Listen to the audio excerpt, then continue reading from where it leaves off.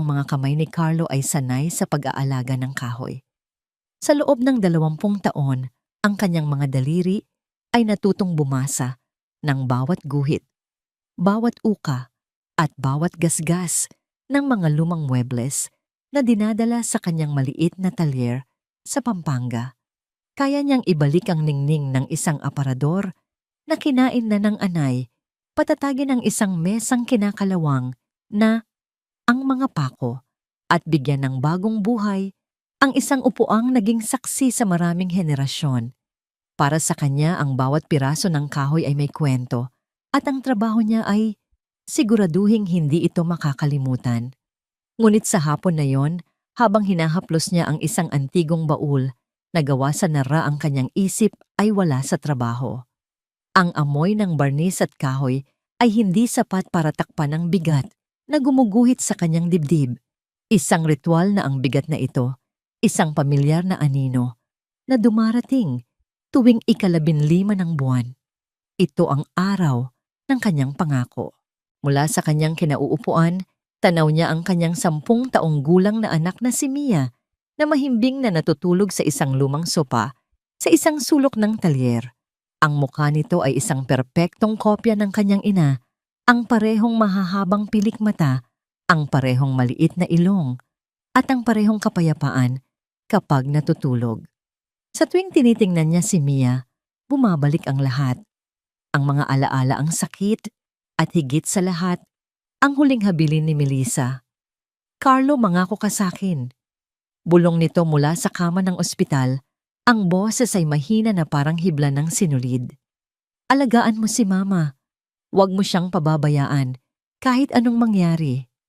5 taon na ang nakalipas mula nang pumanaw si Melissa dahil sa cancer. At sa loob ng 5 taon, hindi pumalya si Carlo sa kanyang pangako. Bawat buwan nagpapadala siya ng pera sa kanyang biyenan, si Aling Lourdes. Hindi ito malaking halaga, katumbas ng $300, pero para kay Carlo na mag-isang itinataguyod si Mia sa pamamagitan ng pagiging isang restoration artist, ang halagang yun ay isang malaking sakripisyo. Iyon ay pera na dapat sanay para sa bagong sapatos ni Mia, sa pagkukumpuni ng kanilang bubong na may tulo, o kahit para lang sa maliit na ipon para sa hinaharap. Ngunit ang isang pangako ay isang pangako, lalo na kung binitiwan ito sa isang taong nag-aagaw buhay. Bumuntong hininga si Carlo at kinuha ang kanyang telepono. Ang screen ay nagpakita ng oras 3:15 ng hapon. Oras na. Binuksan niya ang kanyang banking app, ang mga daliri ay kabisado na ang bawat pindot. Inilagay niya ang account number ni Aling Lourdes na matagal nang nakasaulo sa kanyang isipan. Isinulat niya ang halaga, 17,000 piso. Bago niya pinindot ang confirm transfer, sandali siyang nag-atubili. Bawat buwan naroon ang pag-aatubiling iyon. Hindi dahil sa pinagdududahan niya ang kanyang obligasyon, kundi dahil ang bawat pagpapadala ay parang pagbubukas muli ng isang sugat na hindi kailanman naghihilom. Isang paalala na ang buhay na pinangarap niya kasama si Melissa ay naging abo na lang, literal na abo, na nakalagay sa isang urn na nasa kanilang maliit na altar sa bahay. Pinilit niyang alisin ang lungkot at pinindot ang buton. Lumabas ang isang abiso sa screen, transaction successful. Napabuntong hininga siya. Tapos na ang obligasyon niya para sa buwang ito. Ngayon kailangan na lang niyang harapin ang mga natitirang bayarin gamit ang kakarampot na perang natira sa kanyang sahod. Ibabalik na sana niya ang telepono sa kanyang bulsa nang isang matinis na tunog ang bumasag sa katahimikan ng talyer. Isang panibagong notifikasyon. Karaniwan ito ay mula sa kumpanya ng kuryente o tubig, isang paalala ng mga bayarin. Ngunit iba ang mensaheng lumabas sa pagkakataong ito. Galing ito mismo sa bangko. BPI Credit Card Alert. A transaction of PHP 45895V has been made at Baby Lux, Manila. Ref number 9823, napakunot ang noo ni Carlo. 45,000 sa isang tindahan ng gamit ng sanggol, nagkamali yata ang bangko. Wala siyang ganoong kalaking binili. At wala siyang kilalang buntis na reregaluhan niya ng ganoon kamahal na gamit. Sinubukan niyang baliwalain ito, iniisip na baka isa itong scam text na nagpapanggap na bangko. Ngunit may isang detalye sa mensahe na kumurot sa kanyang dibdib at nagpatigil sa kanyang paghinga. Card ending in 5582 under the name Melissa Santos. Ang puso ni Carlo ay biglang kumabog na parang tambol na pinapalo nang walang ritmo. Imposible. Napaka-imposible. Ang supplementary card ni Melissa ay matagal nang pinakansela. Naaalala pa niya ang pagtawag sa bangko 1 linggo, matapos ang libing ang boses niya ay basag, habang kinakausap ang customer service representative para ipasara ang lahat ng account na may kaugnayan sa kanyang asawa. Sigurado siya. Ginawa niya iyon. Mabilis niyang binuksan muli ang banking app, ang mga kamay ay bahagyang nanginginig. Hinanap niya ang credit card section at doon sa ilalim ng kanyang pangunahing card, nakalista pa rin ito ang supplementary card.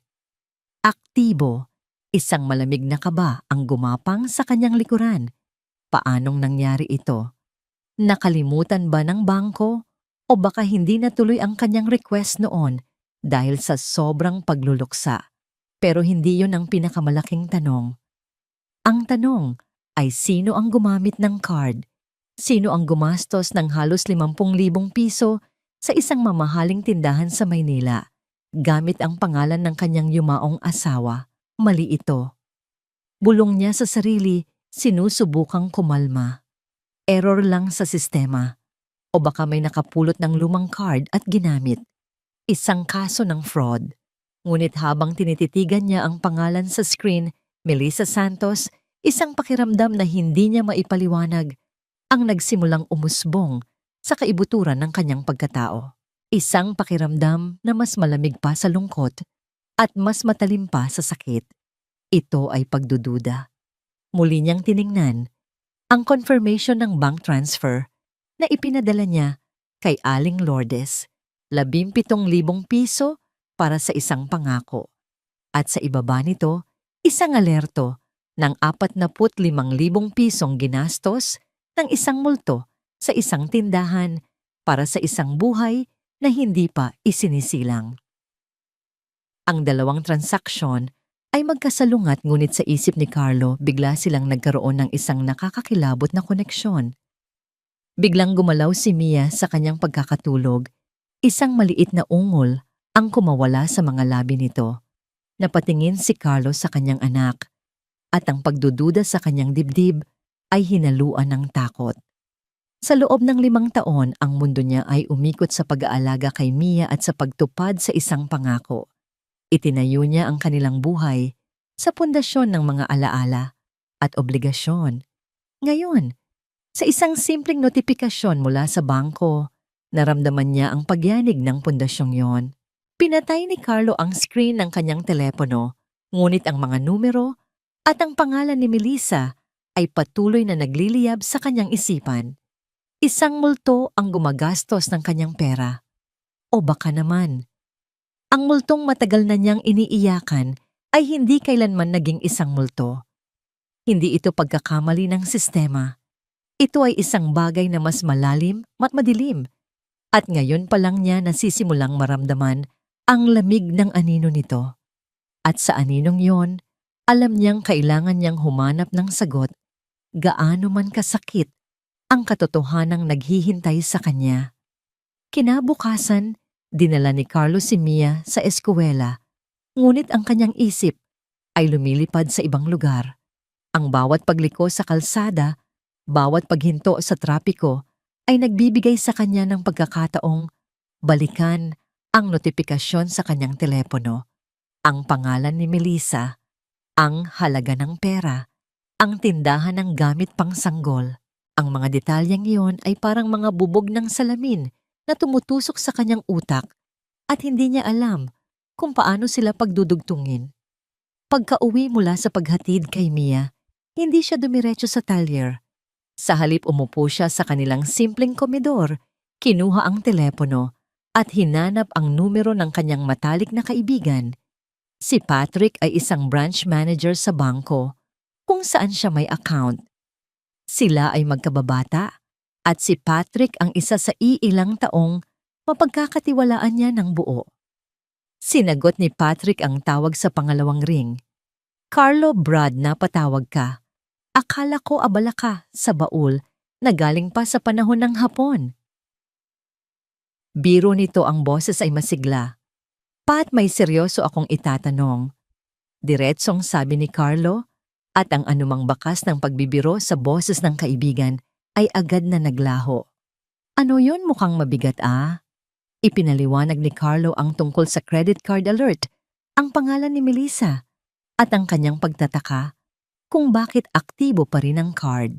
Habang nagsasalita siya, naramdaman niya ang panginginig ng kanyang mga kamay. Ang pagsasabi nito sa ibang tao ay ginawang mas totoo ang sitwasyon, mas nakakatakot. Nakinig si Patrick ng walang putol. Nang matapos si Carlo, ilang segundo ng katahimikan ang namagitan bago nagsalita. Ang kaibigan ng boses ay seryoso na. Imposibleng magkamali ang sistema ng ganyan, Carlo. Kung may gumamit ng card, may gumamit talaga. At kung aktibo pa, ibig sabihin, hindi talaga na proseso ang cancellation request mo noon. Huminga ito ng malalim. "Heto ang gagawin natin. Huwag mo munang ipapablock ang card. Bigyan mo ako ng ilang oras. Susubukan kong tingnan ang history ng account na yan, pati na rin ang account ng biyenan mo, si Aling Lourdes. May kakaiba sa pakiramdam ko dito." "Salamat, Pat. Malaking tulong yan." Sagot ni Carlo, gumaan ng kaunti ang pakiramdam dahil may kasama na siyang humaharap sa problema. "Walang problema. Basta huwag ka munang gagawa ng kahit ano. Huwag mo munang tatawagan ng biyenan mo. Maghintay ka ng tawag ko." Bili ni Patrick bago ibaba ang telepono. Para palipasin ang oras at ilayo ang isip sa libu-libong tanong, nagpasya si Carlo na linisin ang maliit nilang bodega. 5 taon na mula nang huli niyang ayusin yon, mula nang ilagay niya roon ang mga natitirang gamit ni Melissa na hindi niya kayang itapon pero masakit namang makita araw-araw. Ang alikabok ay makapal na at ang amoy ng luma at nakatagong gamit ay sumalubong sa kanya. Maingat niyang inilabas ang mga kahon. Sa loob nito ay mga lumang photo album, mga damit ni Melissa na hindi na kasya sa kanya kahit bago pa siya magkasakit, at isang kahon ng mga souvenir mula sa kanilang kasal, mga maliliit na kampanang may nakatali na laso at isang card na may nakasulat "Carlo and Melissa Forever." Napangiti siya ng mapait. Ang forever pala ay may hangganan. Sa kalagitnaan ng kanyang paglilinis, dumating si Mia mula sa eskwela. "Wow, Daddy, general cleaning po?" tanong ng bata. Ang mga mata ay nanlalaki habang tinitingnan ang mga nagkalat na gamit. "Oo, anak. Para magkaroon tayo ng espasyo dito." Sagot ni Carlo, pinipilit pasiglahin ang boses. "Pwede po akong tumulong?" alok ni Mia. Tumango si Carlo. Magkasama nilang pinagpatuloy ang pag-aayos. Si Mia ang tagapunas ng alikabok, habang si Carlo naman ang tagabuhat ng mabibigat na kahon. Sa isang sulok, nakita ni Mia ang isang maliit na itim na kahon na nakasiksik sa likod ng isang lumang kabinet. "Daddy, ano po ito?" Kinuha ni Carlo ang kahon. Iyon ang lalagyan ng mga huhuling gamit ni Melissa bago ito pumanaw. Mga bagay na ayaw na niyang balikan. Binuksan niya ito at sa loob ay nakita ang isang lumang tablet, isang pares ng hikaw at ilang sulat. "Gamit ng mommy mo," mahinang sabi ni Carlo. "Tablet niya po," tuwang-tuwang sabi ni Mia. "Naalala ko po yan. Palagi po niya yang ginagamit dati. Pwede ko po bang buksan?" Bago pa man makasagot si Carlo, isang matinis na tunog ang pumunit sa katahimikan ng bodega. Tumutunog ang kanyang telepono. Kinuha niya ito mula sa bulsa at nakita ang pangalan sa screen, Bienan Lourdes. Napabuntong hininga siya. Bawat buwan pagkatapos niyang magpadala, tumatawag ito para kumpirmahin. Ngunit ngayon, ang tawag na ito ay may dalang ibang bigat. Sinagot niya ito. "Hello po, Nay?" "Carlo, anak." Ang boses ni Aling Lourdes sa kabilang linya ay mahina at tila hirap. "Natanggap ko na. Maraming salamat ha. Malaking tulong talaga ito para sa mga gamot ko at sa mga bayarin dito sa bahay. Alam mo na hirap na talaga ang buhay ngayon. Wala po yon, Nay. Pangako ko po yan kay Melissa. Sagot ni Carlo ang mga salita ay automatiko na lang na lumalabas sa kanyang bibig. Ngunit sa pagkakataong ito, may halong pait. Naku, mabuti na lang at mayroon akong mabait na manugang na tulad mo. Patuloy ni Aling Lourdes ang tono ay nagiging mas mapilit. Sana lang sa susunod na buwan, kung pwede maagahan mo ng kaunti. Alam mo na malapit na naman ang due date ng kuryente. Mahirap na baka maputulan ako. Napakuyom ang panga ni Carlo. Ang boses na dati kinahahabagan niya ay biglang naging parang ingay na nakakairita. Ang paghingi nito ng pera na dati tinitingnan niya bilang pangangailangan ng isang nagluluksang ina ay tila isa na ngayong kalkuladong kahilingan. Sige po, Nay. Titingnan ko po.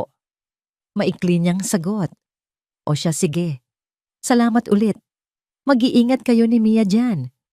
Sabi nito bago ibaba ang telepono. Pagkatapos ng tawag, mas lalong bumigat ang pakiramdam ni Carlo. Ang bawat salita ni Aling Lourdes ay parang langis na ibinuhos sa apoy ng kanyang pagdududa. Ibinaling niya ang tingin kay Mia na abala sa pagsubok na buksan ang tablet. Daddy, hindi ko po alam ang password. Sabi nito na may pagkadismaya. Hayaan mo na yan, anak. Baka lowbat na rin.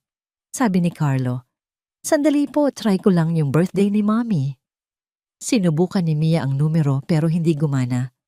Try ko po yung birthday niyo. Hindi pa rin. Aha, alam ko na. May pinindot si Mia na isang pattern sa screen, isang hugis, na palagi niyang nakikitang ginuguhit ng kanyang ina noon. At sa isang kisap mata ang screen ay nagliwanag. Bumukas ang tablet. Ang unang bumungad sa kanila ay ang home screen na may wallpaper ng isang larawan nilang tatlo. Ngunit ang daliri ni Mia, na puno ng kuryosidad, ay mabilis na pinindot ang icon ng photo gallery. Bumukas ang isang album na may pamagat na Last Getaway. Puno ito ng mga litrato. Mga litratong hindi pa nakikita ni Carlo. Sa mga larawan si Melissa ay nasa isang beach resort. Nakasuot ito ng isang puting bestida, ang buhok ay hinahangin at may malawak na ngiti sa mga labi.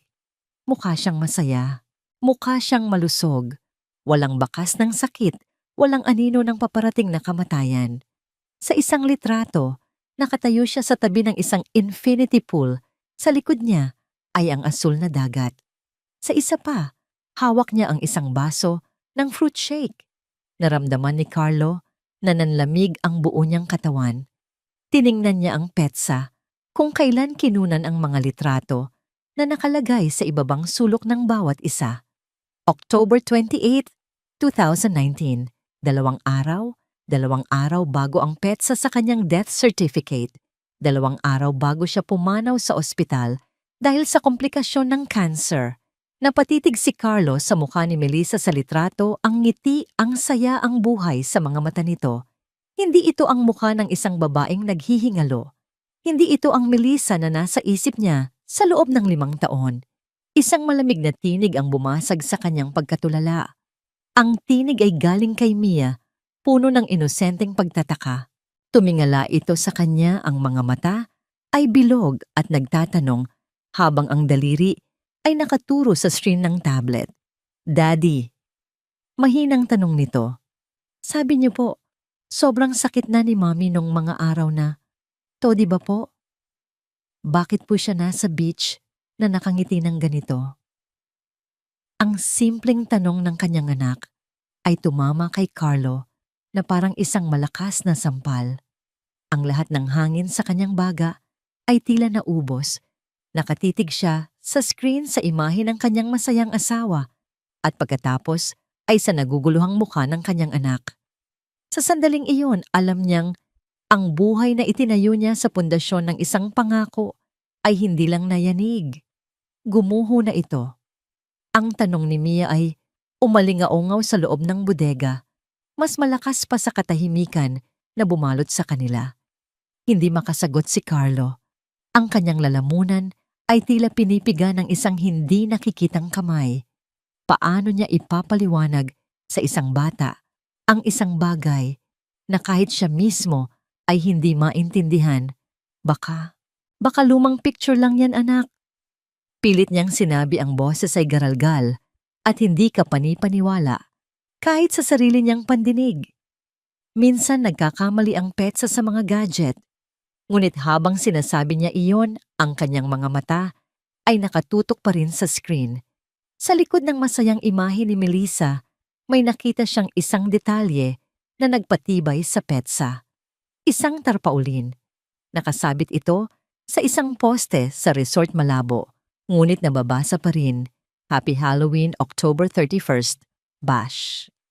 Hindi ito lumang litrato, ang lahat ay tugma. Dahan-dahan niyang kinuha ang tablet mula sa mga kamay ni Mia. Sige na anak, magmeryenda ka muna sa loob. Tatapusin ko lang to dito. Sabi niya pilit na ngumingiti para itago ang bagyong namumuo sa kanyang kalooban. Nang makaalis si Mia, muling bumagsak si Carlo sa isang upuan. Ang kanyang mga kamay ay nanginginig habang iniscroll niya ang iba pang mga larawan. Bukod sa mga litrato sa beach, may mga selfie si Melissa sa loob ng isang magarang kwarto ng hotel. Sa salamin sa likod ng isa sa mga selfie, may anino ng isang tao. Isang lalaki batay sa tindig. Siya ang kumukuha ng litrato. Sino siya? Isinara ni Carlo ang gallery at sinubukang buksan ang messaging app ng tablet. Karamihan sa mga mensahe ay nabura na, ngunit may iilang natira sa archived folder. Mga pag-uusap nila ni Melissa, mga matatamis na salita, mga plano para sa hinaharap. Ngunit sa ilalim ng mga yon, may isang thread ng mensahe mula sa isang numerong hindi nakasave. Binuksan niya ito. Unknown number, ready na ba lahat? Nakapag-book na ako sa resort. See you there, Melissa. Yes. Nasabi ko na kay Carlo na mas lumalala ang pakiramdam ko. He believes everything. Unknown number, good. After this, wala nang balikan. Sigurado ka na ba talaga, Melissa? Mas sigurado pa ako kaysa sa ano pa man.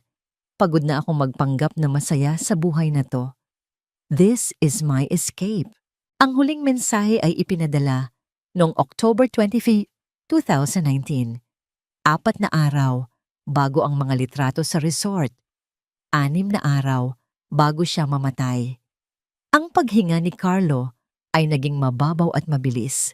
Ang mga salitang, pagod na akong magpanggap na masaya, ay paulit-ulit na tumatakbo sa kanyang isipan. Bawat ulit ay mas masakit.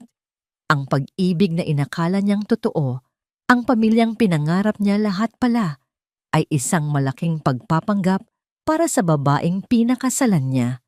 Biglang tumunog muli ang kanyang telepono. Sa pagkakataong ito, si Patrick na ang tumatawag. Agad niya itong sinagot. Carlo. Ang boses ni Patrick sa kabilang linya ay mababa at puno ng pag-iingat. May nahanap ako at hindi mo to magugustuhan. Sabihin mo, halos pabulong na, sabi ni Carlo. Ang mga mata ay nakapako pa rin sa mensahe sa tablet. Una, yung credit card. Tama ka, hindi na cancel. Pero ang mas malala, consistent ang paggamit niyan sa loob ng 5 taon. Maliliit na halaga lang dati, online shopping, food delivery. Kaya siguro hindi mo napapansin sa statement. Pero nitong mga nakaraang buwan, nagsimulang lumaki ang mga gastos. At lahat ng delivery address ng mga binili online ay patungo sa iisang lugar, isang high-end condominium sa Bonifacio Global City. BGC, Manila. Malayo sa Pampanga, malayo sa sementeryo kung saan nakalibing ang abo ni Melissa. Pangalawa, at ito ang pinakamabigat, Carlo, pagpapatuloy ni Patrick. Tiningnan ko ang account ni Aling Lourdes. Ang pera na ipinapadala mo buwan-buwan, hindi ito nagtatagal sa account niya. Sa loob ng 24 na oras, pagkatapos mong mag-transfer ang eksaktong halaga, ay inililipat niya sa ibang account. Kaninong account? Tanong ni Carlo, kahit na may hinala na siya sa isasagot nito. Nag-aalangang sumagot si Patrick. Hindi ko dapat sabihin sa iyo to dahil labag sa policy ng bangko. Pero Brad, kailangan mong malaman. Ang account na pinagtatransferan niya nakapangalan kay Melissa Santos, isang nakabibinging katahimikan ng namayani. Ang lahat ng piraso ng palaisipan, ang credit card, ang mga litrato, ang mga mensahe, ang mga bank transfer ay biglang nagkabit-kabit bumubuo ng isang imahe na napakalinaw at napakasakit. Si Melissa ay buhay at ang kanyang biyenan, ang babaeng 5 taon niyang tinulungan dahil sa awa at pangako ay kasabwat sa panlolokong ito. Carlo, nandyan ka pa ba? Nag-aalalang tanong ni Patrick. Oo. Sagot ni Carlo, ang boses ay walang emosyon na parang galing sa ibang tao. Salamat, Pat. May kailangan lang akong gawin. Ibinaba niya ang telepono. Tumayo siya at pumasok sa loob ng bahay. Dumiretso siya sa isang maliit na cabinet kung saan niya itinatago ang lahat ng mahahalagang dokumento. Kinuha niya ang isang folder na may markang Melissa. Sa loob nito ay ang kanyang birth certificate, marriage certificate at ang death certificate. Tinitigan niya ang death certificate. Ang cause of death, cardiopulmonary arrest, secondary to metastatic carcinoma. Ang pangalan ng doktor at ang ospital ay nakasulat doon. Kinuha niya ang isa pang dokumento na ibinigay sa kanya ni Aling Lourdes noon, isang medical authorization form na may pirma di umano ni Melissa na nagbibigay ng pahintulot sa ina na gumawa ng mga desisyong medikal para sa kanya. Inilagay niya ang 2 dokumento sa tabi ng isang lumang birthday card na may sulat kamay ni Melissa. Magkaiba. Ang mga kurba ng letra ang diin ng panulat ang pirma sa authorization form at death certificate ay halatang halata na peke. Hindi ito ang sulat ng kanyang asawa. Sa sandaling iyon, ang lahat ng natitirang pag-asa na baka nagkakamali lang siya ay naglaho. Ang lungkot na 5 taon niyang dinala ay biglang napalitan ng isang emosyon na mas matindi, mas nakakapasong damdamin. Galit. Isang malamig at tahimik na galit na gumapang sa bawat himaymay ng kanyang pagkatao. Galit hindi lang para kay Melissa, kundi para din kay Aling Lourdes. Galit para sa 5 taon ng kanyang buhay na nasayang sa pagluluksa sa isang kasinungalingan. Galit para sa bawat sentimong ipinagkait niya sa kanyang anak para lang ibigay sa mga taong walang ginawa, kundi pagtawanan siya sa kanyang likuran. Ipinikit niya ang kanyang mga mata. Ang imahe ni Melissa na nakangiti sa beach ay lumitaw sa kanyang isipan. Ang escape na sinasabi nito, naintindihan na niya ngayon. Hindi siya tumakas mula sa sakit. Tumakas siya mula sa kanya. Binuksan niyang muli ang kanyang mga mata at sa pagkakataong ito, wala nang bakas ng kalungkutan o pagkalito. Ang naroon na lang ay isang matibay na determinasyon. Hindi na siya ang Carlo na nagluluksa. Hindi na siya ang Carlo na sunod-sunuran sa isang pangako. Kinuha niya ang kanyang telepono at nag-search online. Private Investigator Pampanga. Kailangan niya ng pruweba. Kailangan niyang malaman ang lahat. Ang bawat detalye ng bagong buhay na itinayo ni Melissa gamit ang kanyang pera at ang kanyang sakit. Natagpuan niya ang sarili sa isang bagong uri ng talyer. Hindi na siya nag-aayos ng mga sirang kahoy. Ngayon, sisimulan na niyang wasakin ang isang pader na itinayo sa pundasyon ng pinakamatinding kasinungalingan. At sisiguraduhin niyang sa pagguho nito, lahat ng may sala ay madadamay. 2 araw matapos, tawagan ng private investigator, nakipagkita si Carlo sa isang lalaking nagpakilalang si Mang Dante. Siya ay isang retiradong pulis, nasa mga huling bahagi ng kanyang edad, 50, na may mga matang tila nakakabasa ng kaluluwa. Ang kanyang mukha ay seryoso at ang mga galaw ay tiyak isang taong sanay sa paghahanap ng mga bagay na ayaw magpahanap. Nagkita sila sa isang tahimik na kapihan sa Angeles City, malayo sa lugar kung saan kilala si Carlo. Inilatag ni Carlo ang lahat sa mesa, ang mga larawan, mula sa tablet ang kopya ng mga bank transaction na ipinadala sa kanya ni Patrick, ang pekeng death certificate, at ang kwento ng 5 taong panloloko. Nakinig si Mang Dante ng walang imik, paminsan-minsan ay tumatango ang mga mata, ay matamang sinusuri ang bawat ebidensya. Nang matapos si Carlos, sumandal ito sa kanyang upuan at huminga ng malalim. Ginoong Carlos, sabi nito sa isang mahinahon ngunit matatag na boses, sa 25 taon ko sa serbisyo, marami na akong nakitang ganitong kaso. Mga taong nagtatago, mga pamilyang may madilim na sikreto, pero bihira ang ganito kadetalye at kabrutal ang pagkakaplano. Kailangan ko ng pruweba, Mang Dante. Giit ni Carlo. Pruwebang hindi matatawaran. Kailangan kong malaman kung nasaan siya, sino ang kasama niya, at kung paano nila nagawa ito. Masusunod. Simpleng sagot ng investigador. Bigyan mo ako ng 3 araw. Sa halagang napag-usapan natin, ibibigay ko sa iyo hindi lang ang kanyang address, kundi ang buong kwento ng kanyang bagong buhay. Ang sumunod na 3 araw ay ang pinakamahabang 3 araw sa buhay ni Carlo. Bawat tunog ng telepono ay nagpapakabog sa kanyang dibdib. Hindi siya makapag-focus sa kanyang trabaho. Ang mga antigong kahoy na dating nagbibigay sa kanya ng kapayapaan ay tila mga tahimik na saksi na lang sa kanyang pagkabalisa. Pinilit niyang maging normal sa harap ni Mia, ngunit alam niyang nararamdaman ng bata ang bigat sa kanyang mga balikat. Sa 3 araw, isang text message ang dumating mula kay Mang Dante, Maynila. Isang coffee shop sa BGC, 4 p.m. Mag-isa kang pumunta. Ang biyahe ni Carlo papuntang Maynila ay isang malabong pagkakasunod-sunod ng mga kalsada at gusali. Ang kanyang isip ay blanko, isang paghahanda para sa kung anumang impormasyon ang kanyang matatanggap. Nang dumating siya sa napag-usapang lugar, nakita niya si Mang Dante sa isang sulok. May hawak na isang malaking brown envelope. "Umupo ka, Carlo," sabi nito nang walang paligoy-ligoy. Inilapag nito ang envelope sa mesa. Lahat ng kailangan mong malaman nandyan sa loob. Nanginginig ang mga kamay ni Carlo habang binubuksan ang envelope. Ang unang laman nito ay isang set ng mga litrato, kuha mula sa malayo, gamit ang isang telephoto lens. Ang unang litrato ay nagpatigil sa kanyang paghinga. Si Melissa. Nakatayo siya sa balcony ng isang modernong condominium unit. Ang salamin sa likod niya ay sumasalamin sa mga nagtataasang gusali ng BGC. Nakasuot siya ng isang mamahaling maternity dress. Ang kanyang buhok ay mas maikli at may kulay, at ang kanyang tiyan ay malaki na at bilugan. Isang kamay niya ay nakahawak dito, habang ang isa naman ay may hawak na telepono sa kanyang tainga tumatawa. Buntis siya.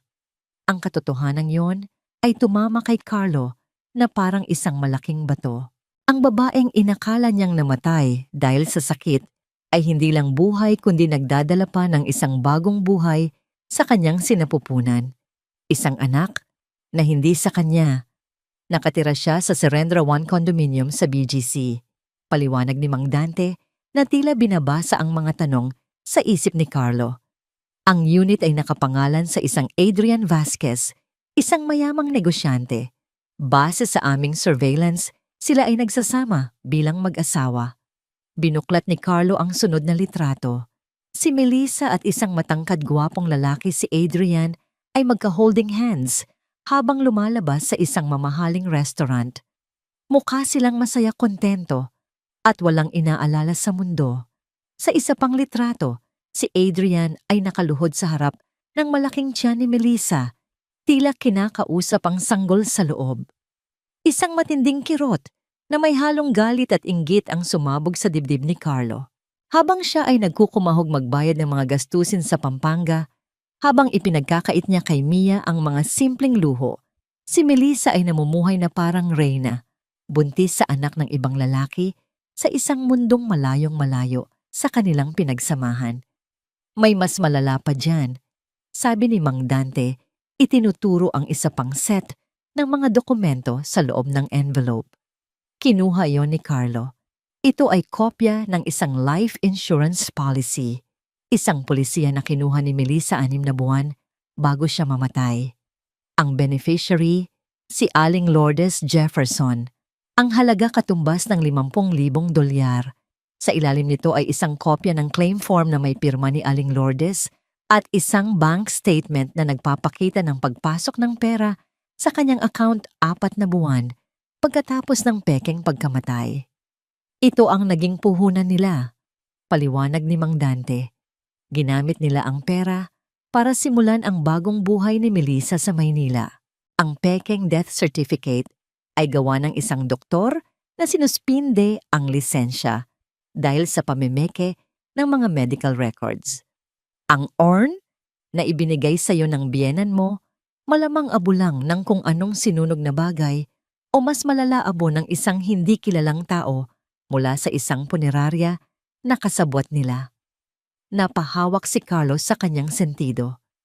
Ang bawat salita ni Mang Dante ay parang isang dagok na humahampas sa kanya ng paulit-ulit.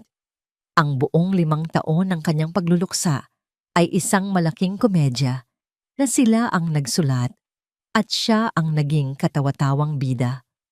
Ang urn sa kanilang altar na dinadasalan niya gabi-gabi ay isang simbolo ng kanilang kalupitan.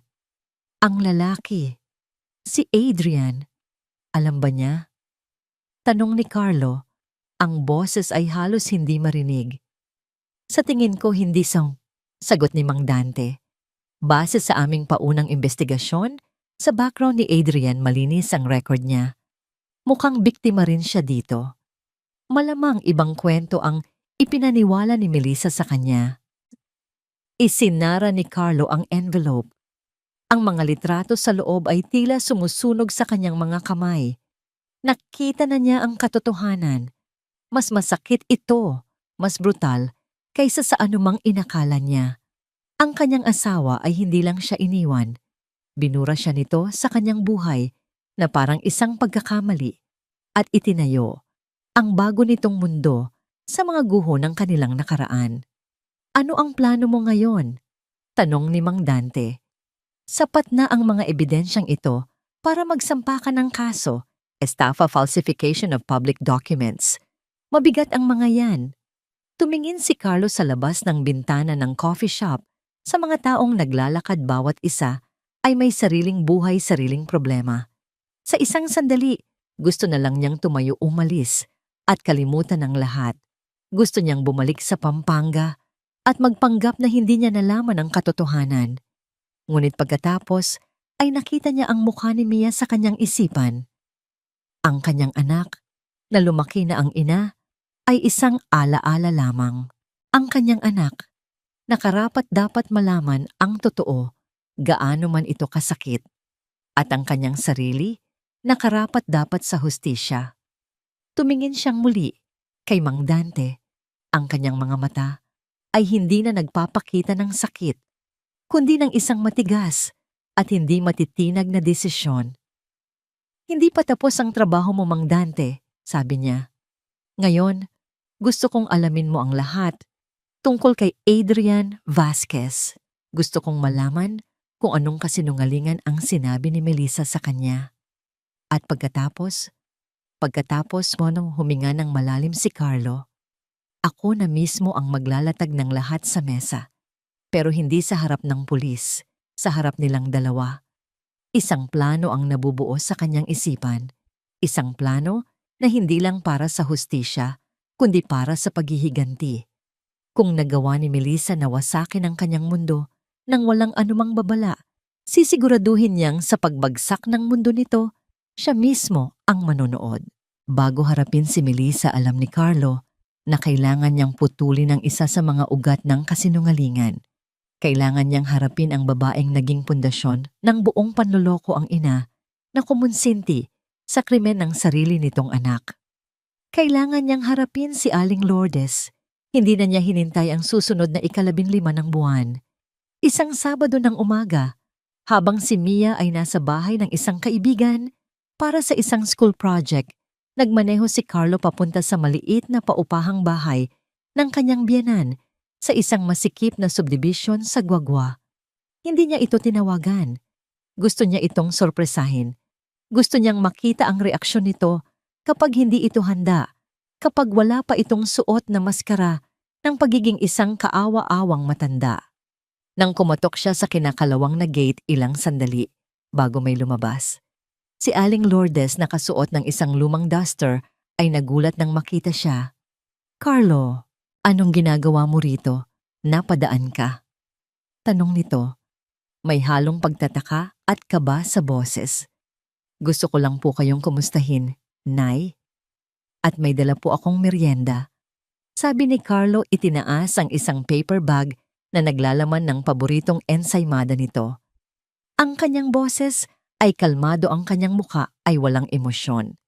Ito ang natutunan niya sa pagtatrabaho sa kahoy, ang pinakamabisang paraan para hubaran ang isang bagay ay dahan-dahan, hindi pilit. "Naku, nag-abala ka pa," sabi ni Aling Lourdes na tila bahagyang nakahinga ng maluwag. Pinapasok siya nito sa maliit na sala na amoy luma at insenso. Umupo si Carlo sa isang silyang yari sa ratan. Inilibot niya ang kanyang paningin. Ang bahay ay simple, halos walang gamit. Ito ang imaheng gustong ipakita ni Aling Lourdes sa kanya, ang imahe ng isang biyudang naghihirap at nabubuhay lang sa awa. Ngunit alam na ni Carlo ngayon na ang lahat ng ito ay parte ng isang malaking teatro. "Kumusta po ang pakiramdam nyo? Nay, umiinom pa rin po ba kayo ng mga gamot nyo?" Tanong ni Carlo, sinisimulan ang kanyang sariling pag-arte. "Oo, anak. Araw-araw. Ay, ang hirap talaga kapag tumatanda na. Ang daming sakit na lumalabas." Sagot nito na may kasamang pag-ubo para bigyang diin ang kanyang sinasabi. "Mabuti na lang talaga at nandyan ka. Hindi ko alam kung anong gagawin ko kung wala ang tulong mo. Siguro nasa lansangan na ako ngayon." "Tungkol nga po dyan, Nay," sabi ni Carlo, dahan-dahang inilapag ang paper bag sa maliit na mesa. Tumingin siya ng diretso sa mga mata ng kanyang biyenan. "Naisip ko lang po, ang perang ipinapadala ko, sapat po ba talaga? Baka po may iba pa kayong pinagkakagastusan na hindi ko alam." Biglang nagbago ang ekspresyon ni Aling Lourdes. Isang mabilis na kislap ng pagkataranta ang dumaan sa kanyang mga mata bago ito napalitan muli ng pagiging kaawa-awa. "Ano ka ba naman, Carlo? Saan ko naman gagastusin yon? Sa gamot at pagkain ko lang napupunta ang lahat. Alam mo naman, wala na akong ibang inaasahan." "Sigurado po kayo, Nay?" Tanong muli ni Carlo. Ang boses niya ay nagsisimula nang magkaroon ng talim. "Dahil nagtataka po kasi ako. Tiningnan ko po ang bank account ninyo." Sa pagbanggit pa lang ng bank account, namutla si Aling Lourdes. Ang kanyang mga kamay na nakapatong sa kanyang mga tuhod ay nagsimulang manginig. Bakit mo tiningnan? Wala kang karapatan." "May karapatan ako, Nay," matigas na sabi ni Carlo. "Dahil pera ko ang laman on. Pera na pinaghirapan ko. Pera na dapat sana ay para sa kinabukasan na ba ng anak ko." Tumayo si Carlo. Mula sa kanyang bulsa, kinuha niya ang isang bagay. Hindi ito pera. Hindi ito dokumento. Ito ay ang envelope na galing kay Mang Dante. Dahan-dahan na parang isang dealer ng baraha na maglalabas ng kanyang alas, inilabas niya ang mga litrato. Isa-isa. Inilapag niya sa mesa ang unang litrato, si Melissa buntis sa isang mamahaling kondominium. "Ito po ba ang isa sa mga gamot na binibili niyo, Nay?" Tanong niya. Ang boses ay malamig na parang yelo. Nanlaki ang mga mata ni Aling Lourdes. Ang kulay sa kanyang mukha ay tuluyang nawala. Napatingin siya sa litrato, pagkatapos ay kay Carlo. Ang bibig ay bumubukas at sumasara na parang isang isdang iniyahon sa tubig, ngunit walang salitang lumalabas. Inilapag ni Carlo ang pangalawang litrato, si Melissa at si Adrian, magkahawak kamay. "O baka po ito ang pambayad niyo sa kuryente." Sunod niyang inilapag ang kopya ng life insurance claim. "At ito, Nay, ito po siguro ang pinambili niyo ng pagkain." Sa bawat litrato at dokumentong inilalapag ni Carlo, mas lalong nasusukol si Aling Lourdes. Ang kanyang pag-arte ay gumuho at ang lumabas ay ang tunay niyang kulay, isang babaeng puno ng kasakiman at takot. "Saan mo nakuha yan?" Sa wakas ay sigaw nito. Ang boses ay hindi na mahina at kaawa-awa. kundi matinis at puno ng galit. Mga peke yan. Gawa-gawa mo lang yan para hindi ka na magbigay ng sustento sa akin. Isang mapait na tawa ang kumawala sa mga labi ni Carlo. Sustento 5 taon, Nay. 5 taon akong nagpakatanga sa kasinungalingan ninyo. 5 taon kong pinaniwalaan na ang anak ninyo ay namatay sa sakit, habang sa katotohanan, nagpapakasaya siya sa Maynila gamit ang pera ko. Ang boses ni Carlo ay umalingaw-ngaw sa maliit na sala. Bawat salita ay puno ng sakit at puot na naipon sa loob ng maraming taon. Paano nyo nagawa to? Paano nyo nagawang paglaruan ang pagluluksa ko? Ang urn sa bahay, Nay. Kaninong abo ang laman nun? Sa isang aso? O bimaon nyo lang ang dignidad ko at ibinigay sa akin? Hindi na mapigilan ni Aling Lourdes ang sarili. Tumayo rin ito.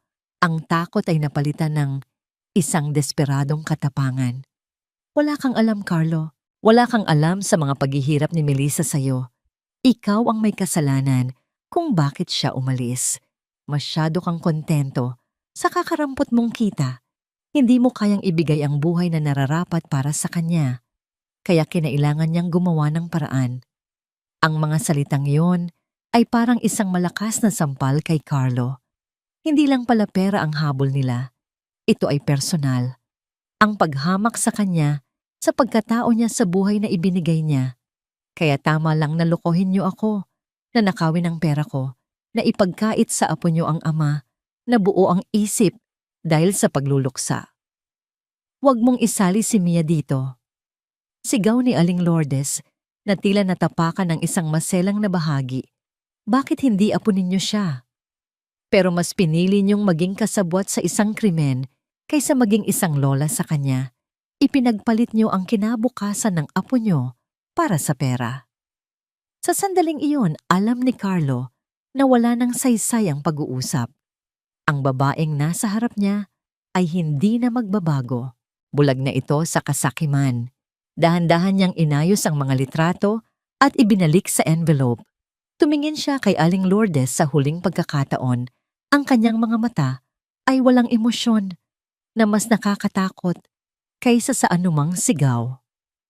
Makinig kayo, Nay, at makinig kayong mabuti, sabi niya sa isang boses na mababa at puno ng banta. Simula ngayon, wala na kayong matatanggap na kahit isang kusing mula sa akin. Ang pangako ko kay Melissa ay namatay na kasama ng pagmamahal at respeto ko para sa kanya. At para sa inyo. Huminga siya ng malalim bago idugtong ang kanyang huling salita. At sabihin niyo sa anak ninyo, maghanda siya. Dahil hindi pa ako tapos, susunod na siya. Tumalikod si Carlo at naglakad palabas ng bahay, hindi na lumingon pa. Iniwan niya si Aling Lourdes na nakatayo sa gitna ng sala, nanginginig hindi na sa pag-arte, kundi sa tunay na takot. Ang teatro ay nagsara na, ang mga ilaw ay namatay, at ang direktor ng kasinungalingan ay naiwang mag-isa sa dilim. Alam na ang huling akto ng kanilang dula ay magiging isang trahedya. Ang biyahe ni Carlo pabalik mula sa bahay ni Aling Lourdes ay puno ng nag-aalab na emosyon. Ang bawat salitang binitawan ng kanyang biyenan ay parang lason na kumakalat sa kanyang sistema, ang pag-amin sa kanilang motibo, ang paghamak sa kanyang pagkatao, ang kawalan ng anumang pagsisisi. Ang galit na naramdaman niya kanina ay mas lalong tumindi, ngunit sa ilalim nito may isang malamig na lungkot na nagsimulang lumitaw. Niloko siya, hindi dahil sa isang simpleng pagkakamali, kundi dahil sa isang kalkuladong paniniwala na hindi siya sapat. Ang buong pagkatao niya, ang kanyang trabaho, ang kanyang simpleng pamumuhay, ang kanyang pagiging kontento ay naging kasalanan sa mata ni Melissa at ng ina nito. Pagdating niya sa kanyang bahay, na abutan niya ang kanyang ina, si Lola Pilar, na naghahanda ng hapunan. Ang ina niya ang sumusundo kay Mia kapag may mga biglaang lakad siya. Si Lola Pilar ay isang babaeng tahimik, ngunit matalas ang pakiramdam. Ang kanyang mga mata, na puno ng karunungan ng mga taon, ay tila nakikita ang lahat. Mula pa noong una alam ni Carlo na hindi nito gusto si Melissa, ngunit nanahimik ito para sa kaligayahan ng kanyang nag-iisang anak. "Kumain ka muna, anak," sabi ni Lola Pilar, inilapag ang isang plato ng mainit na sinigang sa mesa. Hindi ito nagtanong kung saan siya galing, ngunit sa paraan ng pagtingin nito sa kanya, alam ni Carlo na alam nitong may malaking bumabagabag sa kanya. Umupo si Carlo at nagsimulang kumain, ngunit ang bawat subo ay walang lasa. Pagkatapos ng ilang sandali ng katahimikan, hindi na niya napigilan ang sarili. Ibinalita niya sa ina ang lahat ang pagharap niya kay Aling Lourdes, ang mga salitang binitawan nito, ang buong katotohanan, sa likod ng pag-alis ni Melissa. Habang nagsasalita siya, ang galit sa kanyang boses ay unti-unting napalitan ng sakit. "Kasalanan ko raw, Nay." Sabi niya, ang boses ay basag. "Hindi ko raw naibigay ang buhay na gusto niya. Ang simpleng buhay na ibinigay ko sa kanila. Kasuklam-suklam pala para sa kanya." Hindi nagsalita si Lola Pilar. Hinintay niya lang na ilabas ni Carlo ang lahat ng kanyang sama ng loob. Nang matapos ito, dahan-dahan nitong inilapag ang sariling kubyertos at hinawakan ang kamay ng anak na nakapatong sa mesa. Ang balat nito ay kulubot na, ngunit ang hawak ay matatag. "Carlo," mahinahon nitong sabi, "ang isang taong hindi marunong makontento ay hindi kailanman magiging masaya kahit pa ibigay mo sa kanya ang buong mundo. Hindi ikaw ang may pagkukulang. Sila." Tumingin si Carlo sa kanyang ina. Ang mga mata ay nagsisimulang mamasa. "Pero paano ko sasabihin kay Mia? Paano ko sasabihin sa kanya na ang inang pinagdarasal niya gabi-gabi ay buhay at pinili lang tayong iwan sa tamang panahon?" Sagot ni Lola Pilar. "Pero bago mo isipin si Mia, kailangan mo munang isipin ang sarili mo. Anong gagawin mo ngayon?" Sa sandaling iyon, tumunog ang telepono ni Carlo. Si Mang Dante. Humingi siya ng paumanhin sa ina at lumabas sa veranda para sagutin ang tawag. "Carlo, may balita na ako tungkol kay Adrian Vasquez," sabi ng imbestigador sa kabilang linya. Ang boses nito ay direkta at walang paligoy-ligoy. "Ano yon?" "Gaya ng hinala natin, biktima rin siya," paliwanag ni Mang Dante. "Nakausap ko ang isa sa mga dati niyang kasambahay. Ang kwentong ipinaniwala sa kanya ni Melissa ay ito. Ikaw daw ay isang lasenggo at bayolenteng asawa. Palagi mo raw siyang sinasaktan at kinukulong sa bahay. Nagpanggap siyang may malubhang sakit para makatakas sa'yo at nang hindi mo siya mahanap, nagpanggap siyang patay na." Napakuyom ang kamao ni Carlo. Hindi lang pala siya ginawang tanga, siniraan pa siya ng husto. Ginawa siyang isang halimaw sa kwento ni Melissa para lang makuha nito ang simpatiya at ang pera ng ibang lalaki.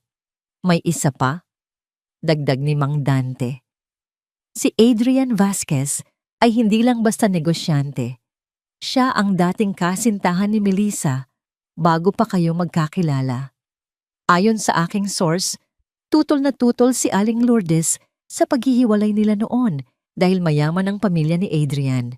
Tila ang pagtakas ni Melissa ay hindi lang pagtakas mula sa'yo, kundi pagbalik sa buhay na sa tingin nila ay dapat para sa kanya." Ang impormasyong yon, ang huling piraso ng palaisipan. Malinaw na ngayon ang lahat. Hindi ito isang biglaang desisyon. Ito ay isang plano na matagal nang niluluto marahil sa tulong pa ng kanyang ina. Isang plano para itama ang pagkakamali ni Melissa sa pagpapakasal sa isang simpleng tagapag-ayos ng muebles. "Salamat, Mang Dante. Ipadala mo sa akin ang lahat ng detalye," sabi ni Carlo. Ang boses ay malamig at desidido na. Pagbalik niya sa hapagkainan, nakita niya ang determinasyon sa mukha ng kanyang ina. Tila narinig nito ang buong pag-uusap. "Huwag kang padadala sa galit, anak," paalala ni Lola Pilar. "Ang galit ay nakakabulag. Kailangan mong maging matalino. Kailangan mong mag-isip ng malinaw." "Alam ko po, Nay. Sagot ni Carlo. Umupo siyang muli, ngunit ngayon wala na ang bakas ng sakit sa kanyang mukha. Napalitan na ito ng isang tahimik na resolusyon. Hindi ko hahayaang sila ang magwagi sa huli. Hindi ko hahayaang isipin nila na maaari nilang tapak-tapakan ang pagkatao ko at basta na lang magpatuloy sa kanilang buhay. Tumingin siya sa kanyang ina. Ang mga mata ay puno ng isang bagong lakas. Pero tama po kayo. Hindi ako pwedeng mag-isa dito. Pagkatapos ng hapunan, habang natutulog na si Mia, umupo si Carlo sa kanyang talyer. Sa harap niya ay isang blankong papel. Nagsimula siyang magsulat, hindi ng mga plano para sa paghihiganti, kundi ng mga hakbang para sa hustisya. Una, kailangan niyang kausapin si Adrian Vasquez. Kailangan nitong malaman ang katotohanan hindi mula sa isang estranghero, kundi mula mismo sa kanya. Pangalawa, kailangan niyang harapin si Melissa, ngunit sa isang lugar at oras na siya ang may kontrol. At pangatlo, kailangan niyang protektahan si Mia mula sa lahat ng ito hanggat maaari. Naramdaman ni Lola Pilar ang pagbabago sa kanyang anak. Ang Carlo na puno ng pait kanina ay napalitan ng isang lalaking may misyon. Lumapit ito at inilapag ang isang tasa ng mainit na kape sa tabi ng kanyang anak. Ang katotohanan, Carlo, bulong nito ay parang matigas na kahoy. Mahirap ukitin, masakit sa kamay, pero kapag nabuo mo na matibay at hindi kailanman magigiba. Ngumiti si Carlo sa kanyang ina. Sa gitna ng lahat ng kasinungalingan, may isang bagay siyang napagtanto. Hindi siya nag-iisa. Mayroon siyang kanlungan, isang inang nagbibigay sa kanya ng lakas at isang anak na nagbibigay sa kanya ng dahilan para lumaban. Kinuha niya ang kanyang telepono at tiningnan ang address ng kondominium ni Melissa sa BGC. Oras na para dalhin ang katotohanan sa Maynila. Nagmaneho siya papunta sa kabihasnan, handang gibain ang palasyong itinayo sa kanyang mga luha. Ang pagmamaneho ni Carlo papuntang Maynila, kinabukasan ay kakaiba sa lahat ng kanyang mga biyahe. Wala nang kaba, wala nang pag-aalinlangan. Ang tanging naroon ay isang malamig at matatag na determinasyon. Sa passenger seat sa tabi niya, nakapatong ang isang bagay na maingat na binalot sa isang itim na tela. Hindi ito armas, hindi ito ebidensya. Ito ay isang simbolo. Dumating siya sa Serendrawan bago magtanghali. Ang nagtataasang gusali ay tila isang modernong tore, isang mundo na napakalayo sa kanyang simpleng buhay sa Pampanga. Naghintay siya sa isang coffee shop. Sa tapat ng labi, tinitimpla ang kanyang pasensya, gaya ng pagtimpla niya sa barnis. Alam niya mula kay Mang Dante na si Adrian Vasquez ay palaging umuuwi para mananghalian kasama si Melissa. Eksaktong 12:00, isang makintab na itim na Mercedes-Benz ang huminto sa harap ng gusali. Bumaba mula rito ang isang lalaking tumutugma sa litratong nakita ni Carlo. Si Adrian Vasquez. Pumasok ito sa lobby at iyon na ang hudyat para kay Carlo. Kinuha niya ang bagay na nakabalot sa tela at naglakad ng may tiyak na mga hakbang papasok sa kondominium. Ang mga security guard ay sinubukan siyang pigilan, ngunit may sinabi siyang isang pangalan na nagpatigil sa kanila. Pinapunta ako ni Mr. Vasquez tungkol sa isang antigong piyesa na ipinaparestore niya. Carlos Santos ang pangalan ko. Ang pagsisinungaling ay madali lang palang gawin, na isip niya ng may pait. Marahil ay ganito rin ang naramdaman ni Melissa sa loob ng 5 taon. Pinayagan siyang umakyat. Sa elevator, habang paakyat sa ika-28 palapag, tiningnan niya ang kanyang refleksyon sa salamin. Ang lalaking nakita niya ay hindi na ang nagluluksa at nalilitong byudo. Ang nasa harap niya ngayon ay isang lalaking may misyon. Nang marating niya ang pinto ng unit, huminga siya ng malalim bago kumatok. Ilang sandali lang bumukas ang pinto. Si Adrian Vasquez ang nagbukas nito. Mas matangkad ito sa personal at ang aura nito ay nagpapakita ng yaman at kapangyarihan. Tiningnan siya nito mula ulo hanggang paa. Yes, can I help you? Ikaw ba si Adrian Vasquez? Tanong ni Carlo. Ang boses ay kalmado. Ako nga. Sino ka? Ako si Carlo Santos. Sabi ni Carlo at idiniin ang bawat pantig. Ako ang asawa ni Melissa. Ang pagbabago sa mukha ni Adrian ay mabilis at malinaw. Mula sa pagtataka, napalitan ito ng pagkaalarma at pagkatapos ay ng galit. Anong ginagawa mo rito? Paano mo kami nahanap? Sigaw nito sinubukang isara ang pinto. Ngunit mabilis na iniharang ni Carlo ang kanyang paa. Nandito ako para sa asawa ko, sabi niya, at may sapat na lakas na itinulak ang pinto para makapasok. Ang loob ng kondominium ay maluwag at marangya. Ang sahig ay gawa sa mamahaling marmol, ang mga muebles ay moderno, at ang bintana ay nag-aalok ng isang malawak na tanawin ng syudad. At sa gitna ng lahat ng karangyaang iyon, nakatayo si Melissa. Nakasuot ito ng isang sutlang roba. Ang malaking tiyan ay halatang halata. Nang makita niya si Carlo, ang lahat ng kulay sa kanyang mukha ay nawala.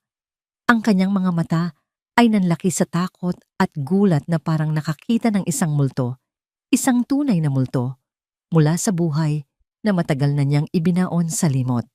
Si Carlo. Ang pangalan niya ay isang pabulong na sigaw mula sa kanyang mga labi. Melissa. Sagot ni Carlo, ang boses ay walang emosyon. Dahan-dahan siyang naglakad palapit, ang bawat hakbang ay mabigat. Ang layo na pala ng narating mo mula sa Pampanga. Paanong, hindi niya matapos ang kanyang sasabihin. Ano to, Melissa? Sino siya? Sigaw ni Adrian ang pagkalito, at galit ay nagahalo sa kanyang mukha. Akala ko ba? Akala mo ano? Putol ni Carlo, ibinaling ang tingin kay Adrian. Na isa akong abusadong asawa na kinailangan niyang magpanggap na patay para lang makatakas sa akin. Natigilan si Adrian. Ang mga salitang iyon ay tumama sa kanya na parang isang sampal. Malinaw na yun mismo ang kwentong narinig niya. Lies, it's all lies. Umalis ka dito, Carlo. Sigaw ni Melissa, ang takot sa kanyang boses ay napalitan na ng desperasyon. Security, security. Ngunit bago pa man siya makasigaw muli, inilapag ni Carlo ang bagay na dala niya sa isang mesang gawa sa salamin. Isang malakas na kalabog ang umalingaw-ngaw. Maingat niyang inalis ang itim na tela. Ang lumabas ay ang urn, ang puting marmol na urn kung saan nakalagay di umano ang kanyang abo. Naalala mo pa ba to, Melissa? Tanong ni Carlo sa isang mapanganib na tinig. Ito ang ibinigay sa akin ng nanay mo. Sabi niya nandito ka raw. 5 taon ko tong pinagdasalan. 5 taon kong kinausap. 5 taon kong iniyakan. Tumingin siya ng diretso sa mga mata ni Melissa na ngayon ay puno na ng luha ng takot. Ang tanong ko lang, Melissa, kaninong abo ang ipinaiyak mo sa akin? Sa isang mabilis na galaw, hinawakan ni Carlo ang urn at walang awang ibinagsak ito sa sahig na gawa sa marmol. Isang nakabibinging tunog ng nabasag na banga ang pumuno sa silid. Ang urn ay nagkapira-piraso. Ngunit ang laman nito, ang kumalat sa makintab na sahig, ay hindi pinong-abo. Ito ay buhangin. Ordinaryong buhangin na may kasamang maliliit na bato. Natulala ang lahat. Si Adrian ay napatingin sa buhangin. Pagkatapos ay kay Melissa, ang kanyang muka ay nagpapakita ng isang dahan-dahang realisasyon na puno ng pangingilabot. Si Melissa ay napasigaw isang sigaw ng pagkatalo at pagkabisto. Alam mo ba kung anong isinakripisyo ko para sa pangako ko sa iyo? Sigaw ni Carlo, ang lahat ng kanyang pinigil na emosyon ay sumabog na. Nagtatrabaho ako araw at gabi para lang may maipadala sa nanay mo.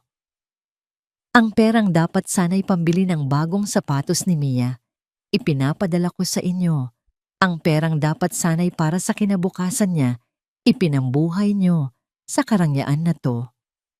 Hindi mo naiintindihan. Humagulgol si Melissa. Hindi mo alam kung gaano kahirap ang buhay na yon. Laging kulang, laging kapos. kulang. Binigay ko sa iyo ang lahat ng kaya kong ibigay, Melissa. Ang kulang ay hindi ang pera. Ang kulang ay ang pagkatao mo. Ang kulang ay ang puso mo. Lumingon si Carlo kay Adrian. At ikaw, sabi niya, ang galit ay napalitan ng isang uri ng awa. Ginawa ka rin niyang tanga. Pinaniwala ka niya sa isang kwentong puno ng kasinungalingan. Ang babaeng yan ay hindi biktima. Isa siyang mandaraya. At ang batang dinadala niya, itinayo niya sa pundasyon ng panloloko. Si Adrian na hanggang ngayon ay tahimik lang na pinapanood ang pagguho ng kanyang perpektong mundo ay naglakad papalapit kay Melissa. Ang kanyang mukha ay hindi na nagpapakita ng galit kundi ng isang malalim na pandidiri. Totoo ba, Melissa? Tanong niya sa isang boses na malamig at walang buhay. Totoo ba ang lahat ng sinabi niya? Hindi makasagot si Melissa. Ang kanyang pag-iyak na lang, ang tanging ingay. At yun na ang sagot na kailangan ni Adrian. Kunin mo ang mga gamit mo. Sabi niya ang bawat salita ay matigas at pinal. At umalis ka sa pamamahay ko. Ngayon din. Adrian, please. Mahal kita. Pagmamakaawa ni Melissa, hinawakan ang braso nito. Huwag na huwag mo akong hahawakan. Sigaw ni Adrian marahas na iwinaksi ang kamay nito. Ang minahal ko ay isang ilusyon, isang babaeng biktima na kailangan ng tulong, hindi isang manggaganso. Lumayas ka. Ang perpektong mundo ni Melissa ay gumuho sa harap mismo ng kanyang mga mata. Ang lalaking akala niya'y sasagip sa kanya ay siya na ngayong nagtataboy. Ang karangyang pinangarap niya ay biglang naglaho. Tumalikod si Carlo, tapos na ang kanyang misyon doon. Narinig niya ang pagsigaw at pag-iyak ni Melissa ang malamig na pagtataboy ni Adrian. Ngunit hindi na siya lumingon. Naglakad siya palabas ng unit, iniwan ang mga piraso ng basag na urn at buhangin na nakakalat sa sahig, isang perpektong simbolo ng isang relasyong itinayo sa kasinungalingan. Ang teatro ay tapos na at ang pangunahing aktres ay naiwang mag-isa sa entablado. Hinaharap ang katotohanang siya mismo ang sumira sa sarili niyang palabas. Ang biyahe ni Carlo pabalik sa Pampanga ay puno ng katahimikan. Hindi ito ang katahimikan ng kapayapaan, kundi ang katahimikan pagkatapos ng isang malakas na bagyo. Ang galit at sakit na nag-uumapaw sa kanya kanina ay napalitan ng isang nakakapagod na pakiramdam. Nagtagumpay siya sa kanyang plano. Nasira niya ang perpektong mundo ni Melissa. Ngunit walang tamis ang tagumpay. Ang tanging naroroon ay ang mapait na lasa ng katotohanan. Pagdating niya sa bahay, sinalubong siya ng kanyang ina.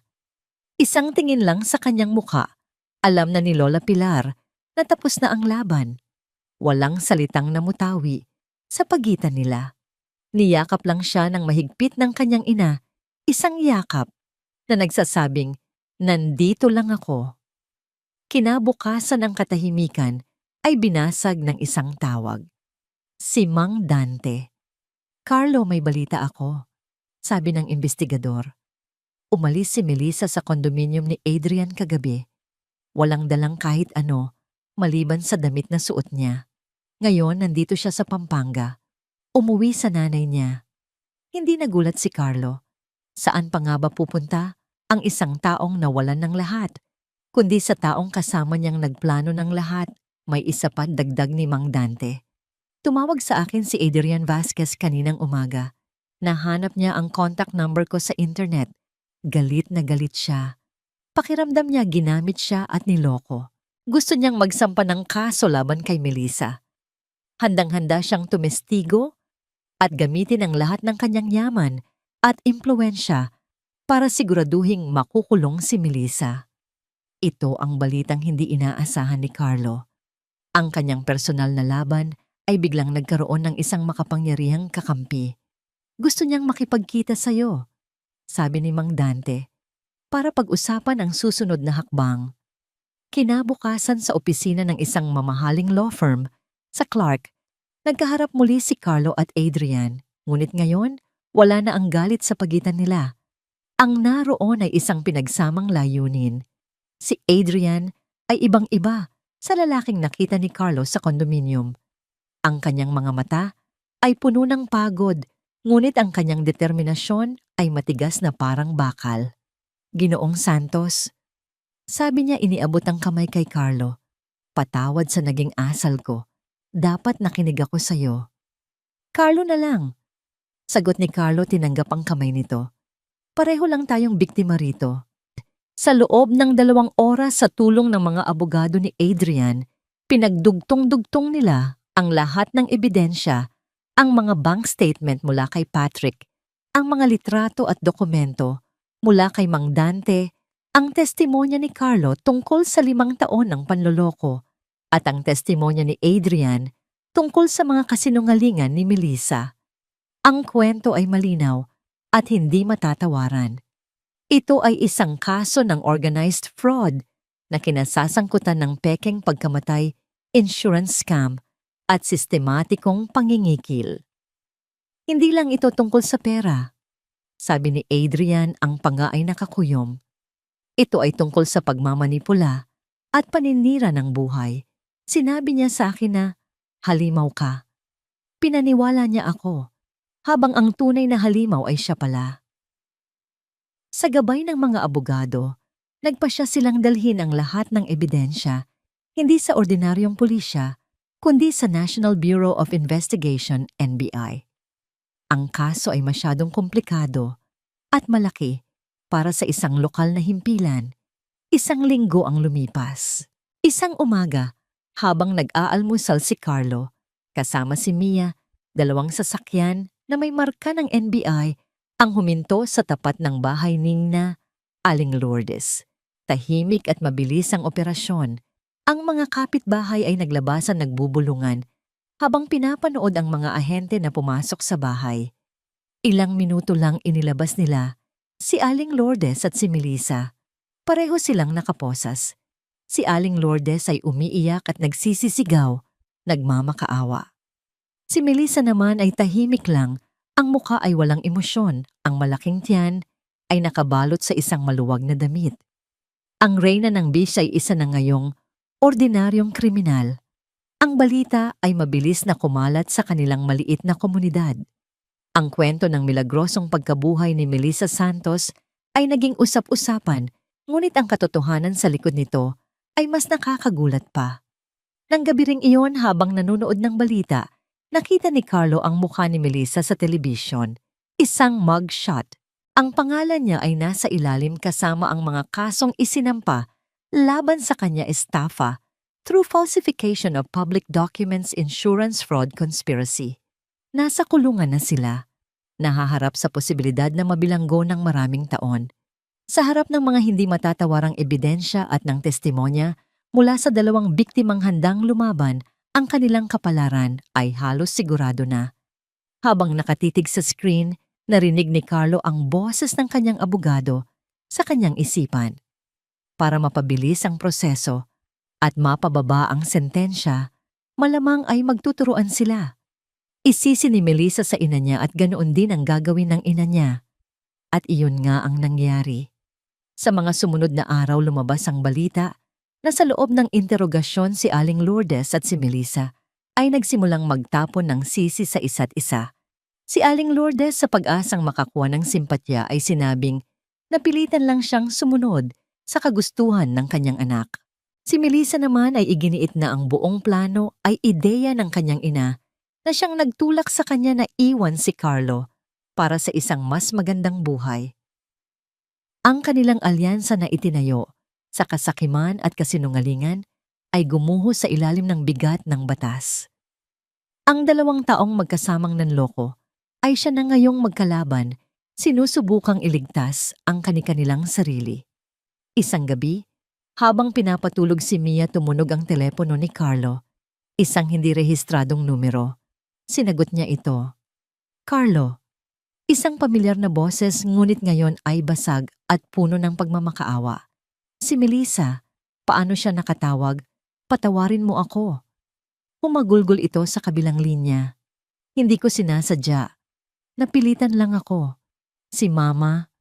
Si Mama ang may pakana ng lahat. Tulungan mo ako, Carlo. Parang awa mo na. Isipin mo ang magiging anak ko. Bawiin mo ang kaso. Nakinig lang si Carlo. Ang bawat salita ay walang bigat, walang katotohanan.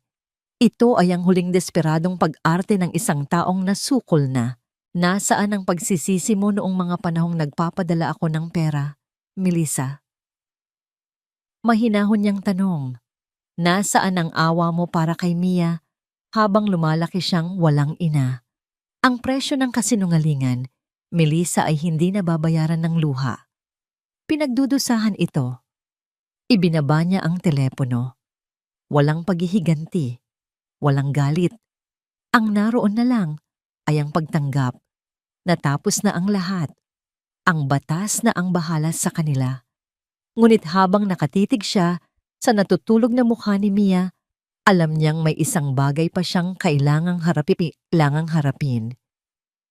Ang pinakamahirap na bahagi, ang pagsasabi ng katotohanan sa batang nabuhay sa isang kasinungalingan na siya mismo ang nagturo. Ang araw ng paglilitis ay dumating na may dalang bigat at tensyon. Ang courtroom sa Pampanga ay puno ng mga tao, mga mamamahayag na nag-aabang ng balita, mga usisero mula sa kanilang bayan at ang mga taong direktang naapektuhan ng kaso.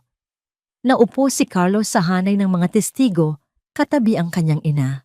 Sa kabilang panig ng silid, nakaupo si Adrian Vasquez, kasama ang kanyang mga abogado. Ang mukha ay seryoso at hindi nagpapakita ng anumang emosyon. Pagkatapos ipinasok na sila.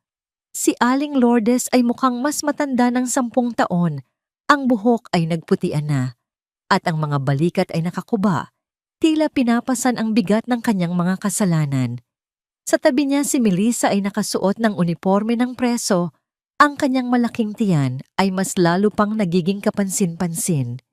Ang dating reyna ng BGC ay nawalan na ng lahat ng karangyaan. Tumingin ito sa direksyon ni Carlo, ang mga mata ay puno ng isang halo ng pagsisisi at sama ng loob. Iniwas ni Carlo ang kanyang tingin. Ang paglilitis ay mabilis na umusad. Ang ebidensya na inilatag ng prosekusyon sa tulong ng mga abogado ni Adrian ay napakatibay at hindi matatawaran. Isa-isang iprinesenta ang mga bank statement, ang pekeng death certificate, ang insurance claim, at ang mga litratong kuha ni Mang Dante. Ang bawat piraso ay nagpatibay sa isang kwento ng isang masalimuot at walang awang panloloko. Nang tawagin si Adrian para tumestigo, ang kanyang boses ay matatag habang isinasalaysay niya kung paano siya nilinlang ni Melissa. Ipinakita niya ang mga text message kung saan sinisiraan ni Melissa si Carlo. Ginagawa itong isang halimaw para makuha ang kanyang simpatiya. Sa bawat salita ni Adrian, lalong lumulubog sa kahihihiyan si Melissa. Pagkatapos si Carlo na ang tinawag sa witness stand. Ang kanyang pagsasalaysay ay hindi puno ng galit. Ito ay kalmado, factual at puno ng isang nakakakilabot na dignidad.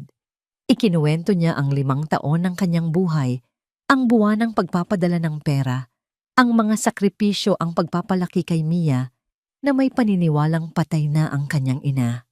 Ginoong Santos mo, tanong ng taga-usig, ano ang pinakamatinding epekto sa inyo ng panlolokong ito? Tumingin si Carlos sa hukom, pagkatapos ay sa mga hurado at sa huli sa direksyon kung nasaan si Melissa. Ang kanilang mga mata ay muling nagtagpo.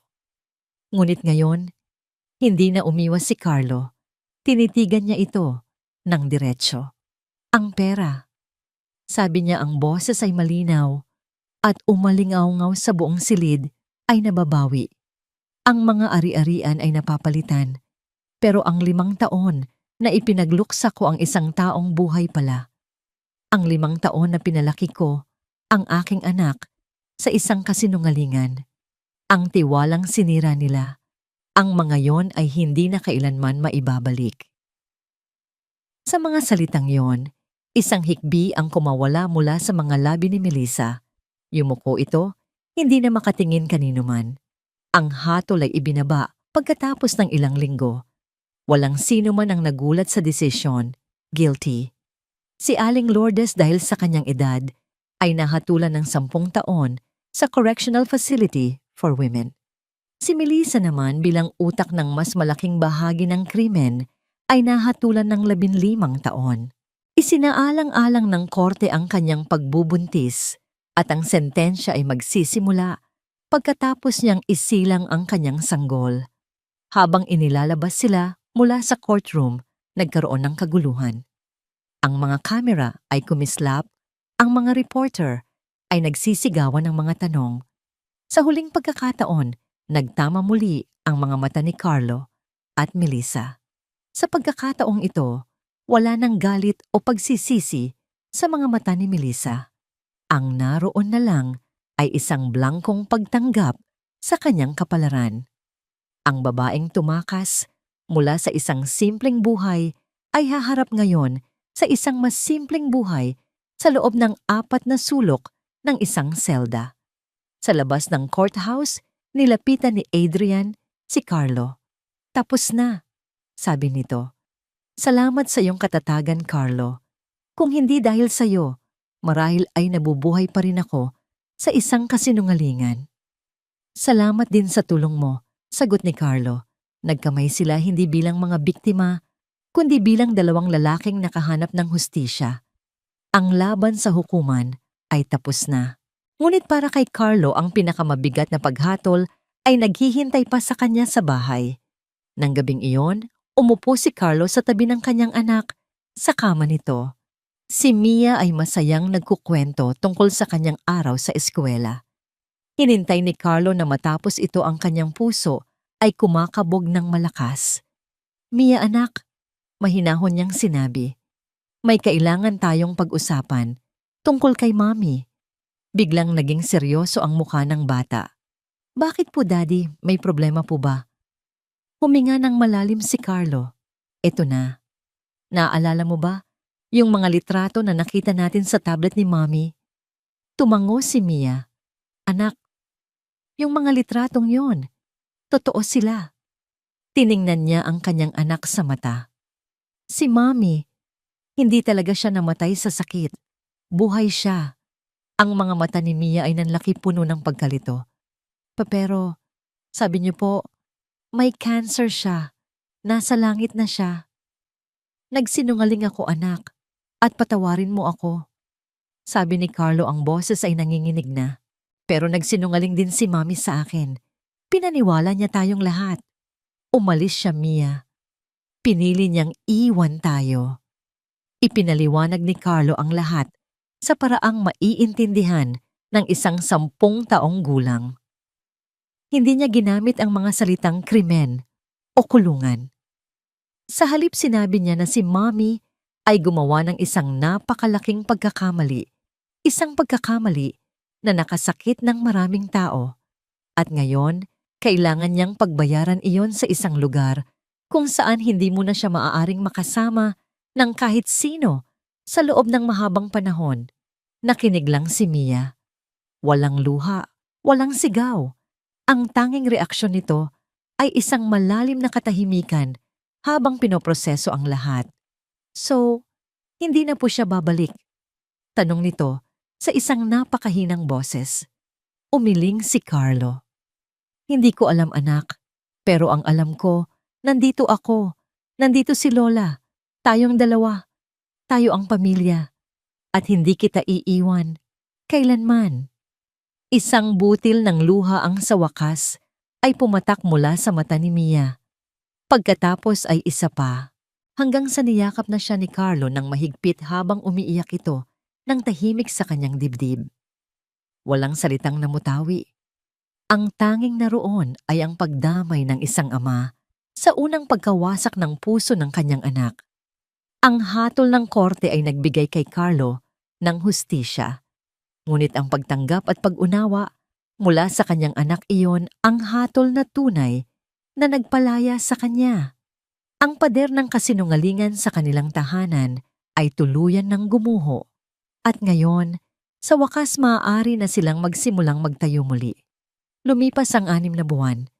Ang ingay ng kaso ay unti-unti nang humupa at ang buhay ni na Carlo at Mia ay nagsimulang humanap ng bagong ritmo. Ang dating bigat na palaging bumabalot sa kanilang tahanan ay napalitan ng isang magaan na pakiramdam, ang kalayaang dulot ng katotohanan. Ang perang na-recover mula sa kaso na nagmula sa mga ari-ariang nakumpiska kina Melissa at Aling Lourdes at sa tulong na rin ni Adrian ay ginamit ni Carlo ng tama. Una, pinalawak niya ang kanyang maliit na talyer. Bumili siya ng mga bagong kagamitan at kumuha ng 2 katulong. Ang Carlos Restoration Shop ay naging kilala hindi lang sa kanilang bayan, kundi pati na rin sa mga kalapit na probinsya. Ang kanyang kwento na naitampok sa ilang lokal na pahayagan ay nagbigay sa kanya ng reputasyon bilang isang taong matibay at may integridad, mga katangiang hinahanap ng mga tao sa isang artist na pagkakatiwalaan nila ng kanilang mga antigong yaman. Ang pinakamalaking bahagi ng pera ay inilagay niya sa isang trust fund para sa pag-aaral ni Mia. Habang tinitingnan niya ang bank certificate, hindi niya maiwasang isipin ang 17,000 na ipinapadala niya buwan-buwan. Ngayon, ang halagang iyon at higit pa ay napupunta na sa tunay na kinabukasan, ang kinabukasan ng kanyang anak. Ang pag-uusap nila ni Mia tungkol sa ina nito ay hindi naging madali.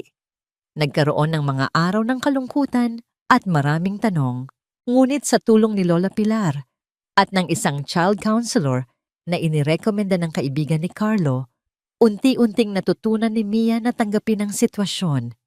Ang imahe ng kanyang ina ay nabago mula sa isang anghel na nasa langit patungo sa isang taong totoo, isang taong nagkamali ng malaki.